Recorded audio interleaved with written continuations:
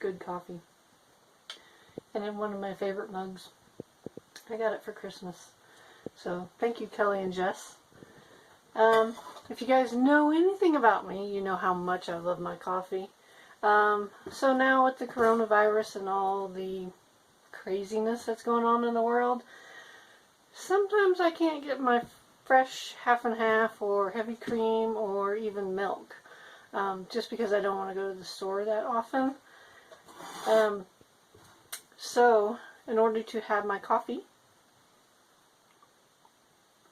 and fully enjoy it, I need a little bit of sugar and I need a little bit of cream with my coffee. Today I am going to show you how to make your own creamer, shelf-stable creamer, using powdered milk and a few other ingredients. So let's get started.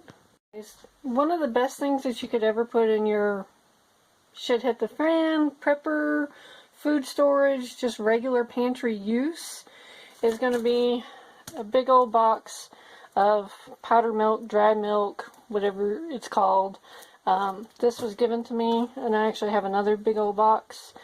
Like, I'm talking like really big box. That's a quart-sized mason jar, so that's lets you know how big this box is. Yes, it can stay there for quite a while on my shelf as it is, so that's a good option. Now that I've opened it, I'm going to have to go ahead and use it up. So I'm going to make my own dried creamer, put it in these mason jars, and then I will eventually dry can them. And what that means by dry canning is it's not a liquid wet product or anything like that. It's completely dry ingredients. You can it in your oven with dry heat, and then it's shelf stable for years, indefinitely, in your pantry. You could keep them in a root cellar if you'd like, but probably just the back of a cabinet would be great for years. I have filled mine about halfway full with powdered milk. I'm going to add some powdered sugar to it. You could use regular sugar if you'd like.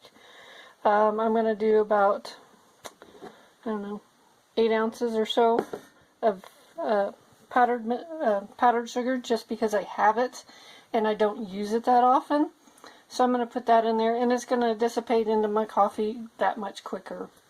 I love cinnamon, so I'm going to season mine with cinnamon. Now you could do pumpkin flavor, nutmeg, pumpkin spice seasoning.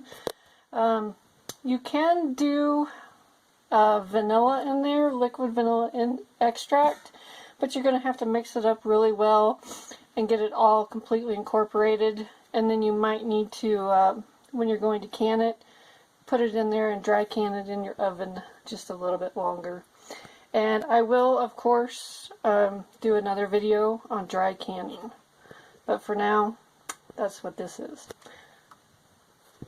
So you can easily see that I've added my powdered sugar by the color difference between the milk and the powdered sugar. Like I said, you can use regular sugar, granulated sugar.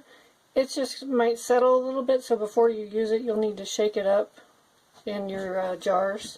The powdered sugar should stay mixed fairly well with the dry powdered milk, so that shouldn't be a problem for me. Now let's move on to my favorite part, cinnamon. I did not measure whatsoever. I dumped some cinnamon in there.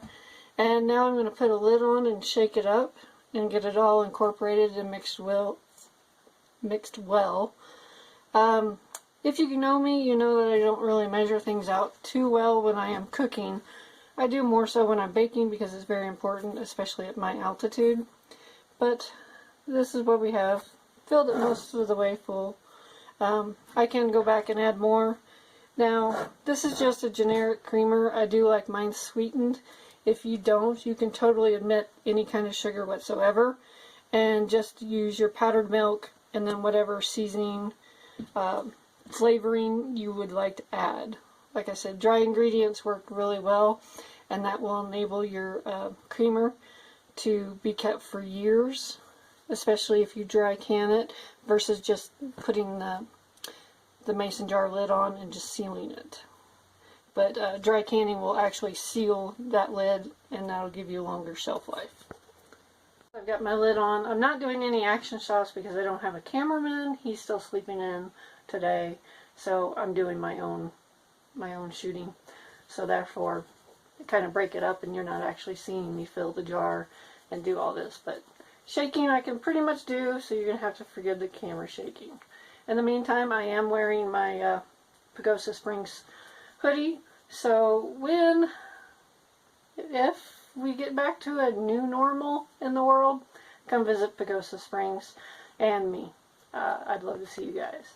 And I'm also wearing my Drink Up Bitches hat because it's me. So if I'm not politically incorrect, then am I really living? Anyways, so I've mixed this in pretty well, and still have some more shaking to do to get it fully incorporated, to get that cinnamon mixed in. But this is good enough. And of course, when I'm drinking my coffee, if I find out it's not sweet enough, not milky enough, then I can always add that at the time. So I will, when I go to dry can the rest of this box of my powdered milk, I will keep some separate. It won't all be mixed into creamer, so that way I can always pull it off my shelf in my pantry and use it then. So guys, there it is. I have one, what is it, a quart-sized jar of cinnamon coffee creamer, all ready to go. I, of course, can fill it up a little bit fuller. You do ideally want it filled up to the neck when you are dry canning as well, but I could do this amount for now. And stay tuned for a dry canning video. I'll show you how to do that. It's probably the simplest way to make anything, can anything. As you can tell, I got a fair amount of cinnamon mixed in there.